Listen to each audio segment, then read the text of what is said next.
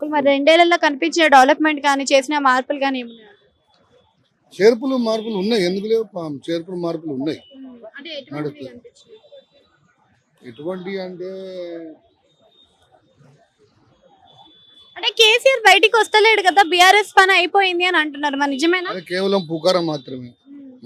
అట్లంటే 10 years నుంచి చేసిన వాళ్ళు వాళ్ళది ఏమి అంత చేసిన ఏం చేయలే కదా.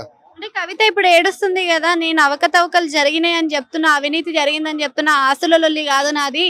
ఇక్కడ హైదరాబాద్ లో చూసుకుంటే అమరవీర స్తూపం దగ్గర నుంచి ఊర్లలో ఉన్న కలెక్టర్ ఆఫీస్ లో వరకు మొత్తం అవినీతే జరిగింది అని చెప్తుంది. మరి కన్న కూతురే చెప్తుంది. ఆమె అవినీతి ఎట్లా తెలుస్తుంది? ఆమె అవినీతి బయట పడితే కదా తెలిసి అంటే విత్ ప్రూఫ్స్ తో చూపిస్తున్నా అంటుంది కదా. పెయిన్ పోతుంది. అట్లనే ఆమె ఎమ్మెల్సీ పదవికి కూడా రాజీనామా చేయడం జరిగింది కదా. మరి ఈ రాజీనామాని ఆమోదించడం కూడా జరిగింది. ఇంకా మళ్ళీ సీఎం అవుతా అంటుంది. అవే ఛాన్సెస్ ఉన్నాయంటారా మరి? తెలియదు.